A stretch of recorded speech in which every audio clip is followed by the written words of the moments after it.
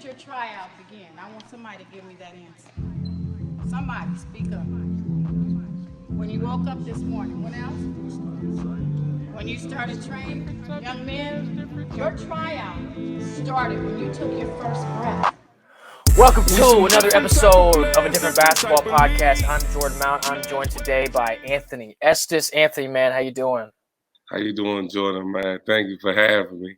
No, this is great. Anthony is a 6'7" guard / forward, plays for the Jamestown Jackals. He is from Washington, D.C.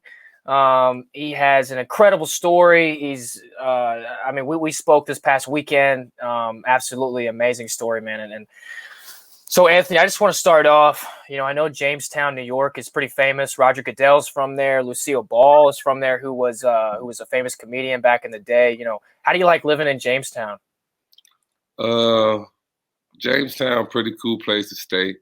I mean, I know it's a real big difference from where I come from, but it's a peaceful place. If you here to focus and get stuff done, this is the place to be. Yeah, it's kind of like it's got like a Midwest feel. I don't know if you guys played in Indiana, so it's kind of got like a Midwest feel. There's a super nice hotel and lake there, so I may come up there on vacation. I don't know if I told you that the other day, but I may stay with Nina and Russ Bell, who's a big time supporter of the Jackals. So, but man, we're just gonna hop right into it. I think the viewers really need to hear the story that you have, and so I just want to start. I want you to tell me about your experience about the 5 years, between your college career ending and getting that first pro contract and how you were homeless and all of that. So, how was that experience? Jordan, for real, man, my story is a story of faith, for real, and just a little bit about how it began. I was going to this school called Victory Christian, and that's where I accepted Jesus Christ in my life, and I really got to know God and build a relationship with him. And one day the Holy Spirit spoke to me, and I knew it was him, like if you was to be blindfolded and your mother was to say Jordan, like right. You wouldn't have to look at her to know that's her speaking to you.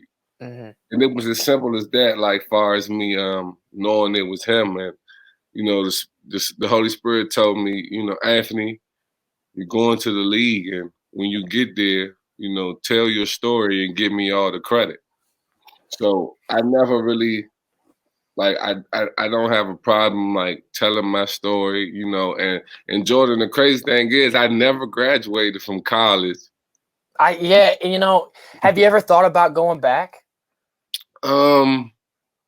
I've thought about going back, because I just a couple classes away from getting my associate's degree, and I never thought I would be like a speaker, or even be good at it, So my grandfather played 4 years at Purdue.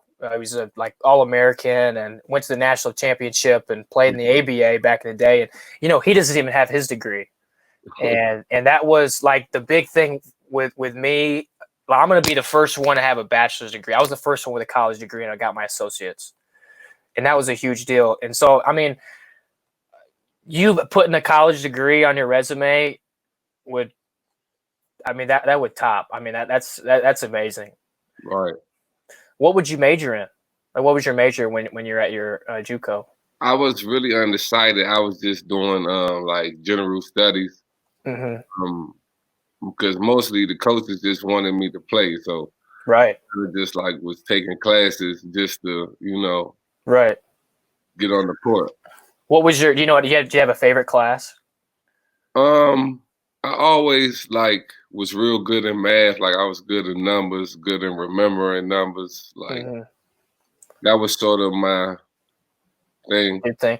So, is it accountant? You think after basketball being an accountant, is that in the works for you or no? I never really thought. Really? I don't know if I could do it. I'm good with numbers, but maybe now, because I'm finding out that I have a hidden talent and being a speaker, like God just been using me. You know, my story a testament to God, you know, his love and mercy, grace and his word. Like, so maybe I would use it to, you know, be a better speaker. That would be incredible. I think you'd be a great keynote speaker.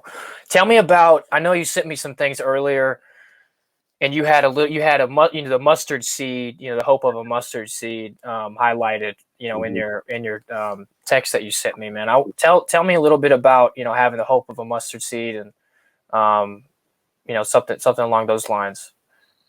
Well, you know, everybody wants God to use them or expect God to use them. And, you know, a lot of people don't know sometimes God will embarrass you and pick on you. And he's using you for his own glory. And, you know, it was a beautiful journey, you know, for me watching God's promises come true, you know. Right. Like, I've been arrested for gun charges, a few drug charges. I was facing burglary charges, you know. I was homeless the last 5 years and going in and out of jail during that period. You know, I was drinking a lot. I was in pain a lot, you know, like I felt like I was just ruining my life. And at that time I was living like with the zombies, man, like in the valley of death, you know what I'm saying? Like a lot of times like my life was on the line and God just intervened for me and God stayed with me.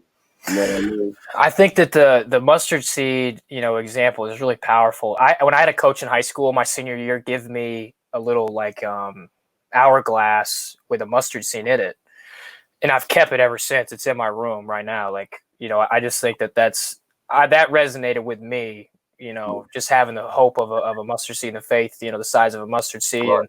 and your journey along with it. I want you to tell the story. I want you to tell the story about the pizza thing, about you calling the pizza place, because I think that is really innovative and just kind of speaks upon you as a person and how intelligent you are. So I just walk me through, you know, calling the pizza places and getting those pizzas, you know, while you were homeless. Yeah, like man, during that time, you know, when you push to poverty or you that low, you know, you gotta figure out a way to survive. And that's basically what I did. You know, I would order like a lot of pizzas from Pizza Hut or Papa John's, like 20 pieces. And I knew they would throw them away, you know what I mean? So Yeah. I would be in the woods, like watching it. And like when they would throw it away, I would just like reach in the dumpster and feel where like it was hot. Yeah. And I would grab me like pieces. I mean, brand new, great, good pieces. Like, you know.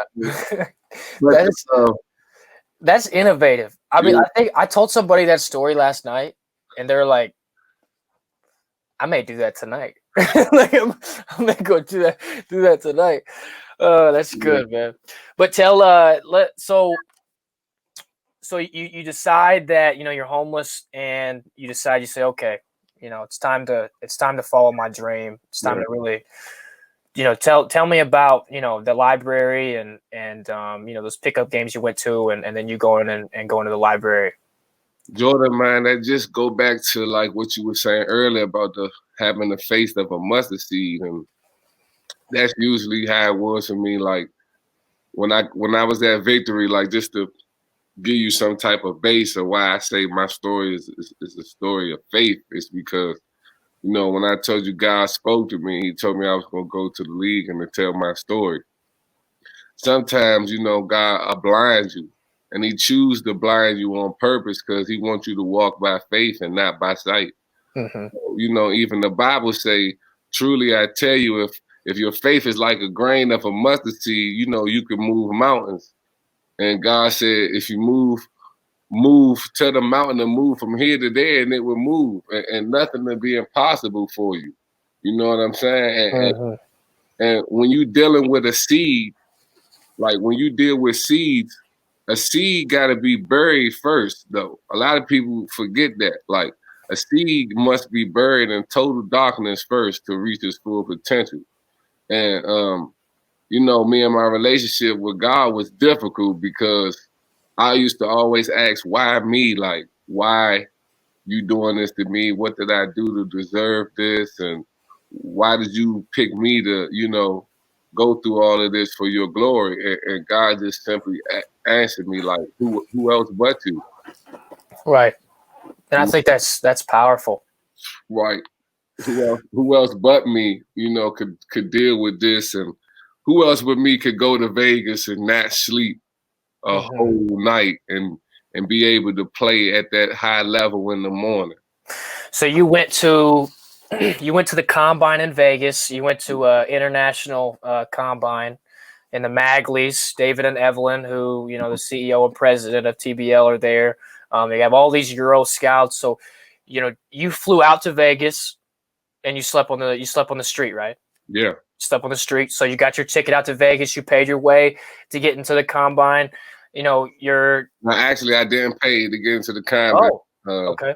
That year, I was playing with the Kentucky Thoroughbreds. We wasn't getting paid that year. That was like kind of the beginning years of the TBL. We wasn't getting paid. It was a rough time. Like, we were staying in like a abandoned building at the time. Like, wow. Just grinding just for the dream. You know what I mean? Just an opportunity to play. And for me, it was a better situation than where I was coming from. Like, at least I had a roof. Right. You know what I mean? It's a blessing. Right. And we got per diem money, like, to go out of town and play games. So, it was a better situation than when I was coming from. So it was still a blessing. Tell me about the combine. Tell me how you did at that Vegas combine. I know you slept, walked around the Vegas Strip all night long. Tell me about that Vegas combine and how you did that first day and how you kind of picked up some interest from some pro teams. Yeah. So the Vegas combine was a special one because I wasn't in the gym prior to going to Vegas. I was working like for a moving company during the time, like really? A small moving company. And that's all I was doing during the time. And I told Coach Magley, listen, you don't have to pay me for playing during the year. Just let me play in the combine in Vegas. Like, just waive my fee and I'll, get down there and I'll play. And so that's what he did. So all I had to do was find a way down there, and I got down there. I figured, hey, I sleep on the street here. I could definitely sleep on the street a few days in Vegas. It's warm out there. Grinder. Right. Grinder. So you played that day. You got some interest from a few people, and they said, nah, we don't think he's professional enough. Right. What happened there, if you don't mind me asking? Well, like I said, I stayed up all night in Vegas, just walking around. This is my first night, so I didn't really know where to sleep, where it was safe, whatever. So right.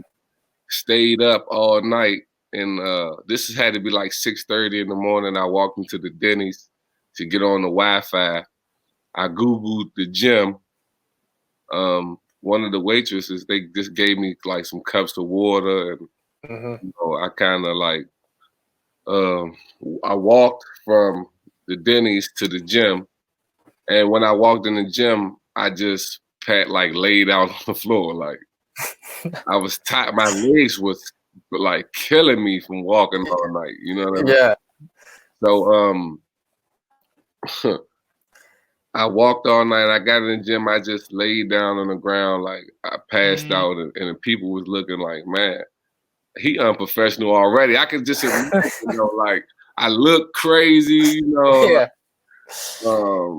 I haven't been to sleep all night. Like, it looked crazy, like on my face. You know what I mean? They could tell I've been struggling, and to play at that high level like that, man, like. It's just a testament to God's grace, man, that He's really with me. Like, I don't know what was on my hands at the time, but like everything I was shooting, like everything was just going in for me. Like every single thing I was shooting was going in. Like, just being at the right place at the right time, and I'm catching dunks, and like a team from France was there. They offered me a big contract, a life-changing contract, Mm-hmm. and it was over. It was six-figure contract, Wow. and I didn't get the contract because, like you were saying, they thought I was unprofessional. They loved my game. They thought I was one of the most talented players in the world at the time, but it was kind of like a liability for them. Like, man, if we give him all this money, we're gonna be able to control him when we bring him over here and he get in trouble. And at Right. the time I didn't have any representation either. So that's kind of unprofessional, as well. So yeah, man, they didn't go through with it. Yeah. And then, and then Kayla is the owner of the Jamestown Jackals. She sees you walking on the street. Mark Anderson is the coach for the Jamestown Jackals. At that time, they see you walking in the street, and tell me what a blessing that was to find them, and they find you, and what kind of happened there. They actually saw me sleeping. Oh, Right. I was asleep on the sidewalk, and they had walked up on me, and it's like, hey, that's the kid from earlier, man, the one that got that contract. right. And they was like, what you doing here? I'm like, man, I immediately lied to him. I was embarrassed, you know what I mean? Yeah. I was like, nah, man, I'm about to go to my room right now. They was like, man, you not going to your room, man. I know you lying. I know you don't have nowhere to stay. Like, just come on with me. And when I left with Miss Kayla, like, then on, like, me and her just been like that. That's all. I know she sent me some pictures of you guys, and I think that relationship is special, man, and that's just such a cool thing, So you get an opportunity with Jamestown. You played with them this year. I know you got hurt, but what has TBL done that's impacted your life, and how has the experience been in Jamestown? Tell me how you feel about all that. Oh man, the TBL, man, it's just a different league, man. Like Miss Evelyn, first of all, I just thank God for her, man, and I thank God for using her and her vision, man. Like, if it wasn't for the TBL, I can honestly say I wouldn't know where I would be right now. The TBL saved me, like you were saying earlier about the library. That's when I first heard about the TBL, and it was called the NAPB then. I went to the library when I was on the street, and I looked up how to be a pro, and the NAPB popped up, and they said they was having combines, and I went to one, and I didn't get picked. But Mr. Magley, he saw me, and I asked him a few questions like, what can I do? He told me I was right there. I just had to go back and work on the little things. And I went back in Chicago and got signed to the Albany Patroons, got a chance to play with Smush Parker, Jamario Moon, Ed Eulis, and a few guys. Even one of my teammates got a G League contract, and Torian Jones. And then, like, Miss Magley having this vision, man, it saved my life. And then, like, it's another testament to God's promises. He told me I was going to the league, and this is the basketball league. Right. He told me once I get there to tell my story. So, I mean, it kind of just got out. Like, the story have got out. So, if you asking me, like, is it faith? Yeah, this was definitely a story of faith for me, because look what God's doing, man. He done brought me so far. I'm a professional basketball player, and and my career is continuing to grow. You know what I mean? Like, it was some things I had to work on, like character issues and getting closer to God and being more professional and being able to reach out. This is bigger than basketball, and God used basketball to connect with me. and he's also using it for me to have a big crowd, you know, to speak this story and give him the glory and inspire people and change people's life. You know, a lot is given, a lot is required. And you're doing a great job. You know, what I think would be really interesting is you're continuing to write your story, and I would love to see you write a book. I think that you would have a good grasp, you know, in the next, say, 5 to 10 years of where your life could have gone, where your life is, you know, there currently. You know, and I think that would be, you know, obviously I think you could be a good keynote speaker, and writing a book would be awesome, man. I think a lot of people would love to read it. A lot of people would love to hear your story, and you know, it'd be inspiring to kids that were in the situation that you were in, they're in the situation now, and there's a lot of kids out there like that. So, you know, keep telling your story and keep doing your thing, man. You know, we'll I want to get to some fun stuff. You know, again, thank you for sharing. Last time we interviewed Carl Nell, we did quarantine movies. Mm-hmm. You have any quarantine movies for me? Man, I'm not gonna lie, I'm a big comedy guy. Yeah. I like action movies. I love Will Ferrell. Any Will Ferrell movie is really. Well, so can you quote Step Brothers? Oh man, that's like the most underrated movie of all time. Step Brothers is so funny, man. Oh my God, Step Brothers is so funny. That's funny, man. I'm trying to think if I've seen any Will Ferrell movies lately that have been pretty good. I watched The Other Guys. You ever seen that? The Other Guys is hilarious. With Mark Wahlberg. Oh man, I was watching that literally last night. Were you really? Yeah, man. Gator. Oh man, he is hilarious, man. I think his glasses are the funniest part. Oh my God. He just has his big glasses on. I love action movies though. Like my Uncle Dink, he died, rest in peace. Mm-hmm. He was a big action guy, and he always called it a shoot 'em up, bang bang movie. He used to, shoot 'em up, baby. That was his nickname. He always was like, man, it's an action movie. It's just a movie, man. Yeah. We'll get up after every, you know, after every fight scene, they gonna get up and walk off. It's just a movie. But he liked it. We was real big fans of John Wick. I love John Wick. Oh man, that last one was sick. John Wick, man. I'm a big John Wick fan. That's a bad dude. Yes, sir. When I go to when I travel around with the Maglies, I'll wear a black tie, you know, black suit jacket, black pants, and the black shirt, like Wick. Yeah, you're working. Yeah, yeah. Oh, it's funny, man. Well, I just want to, you know, thank you for coming on. I want to end with a Ralph Waldo Emerson quote, man. It says, "Every man I meet is my superior in some way, and in that I learn from him." Yeah. And I think that a lot of people can really learn from you, man. So whether you're, go ahead. Like every man is your teacher. Mm-hmm. Whether you're meeting a CEO or a bum on the street, you know, tell your story. So, Anthony, man, I really appreciate you coming on. You know, thanks to all the listeners for listening to this podcast.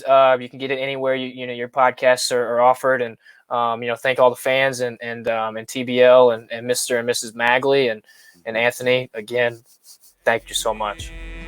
Thank you to all the listeners that came on the pod today. I hope you enjoyed our conversation with Anthony.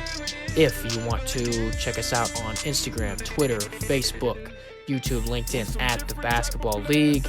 Like, subscribe, follow, give us the 5 stars. If you like the podcast today, give us the 5 stars, write a review. It'd be greatly appreciated. You can visit the website at www.thebasketballleague.net. Any former games are on Sportscaster. You can follow me, Jordan Mount, at jmount10 on Twitter and Instagram. Thank you again. Really appreciate the listens, and stay tuned.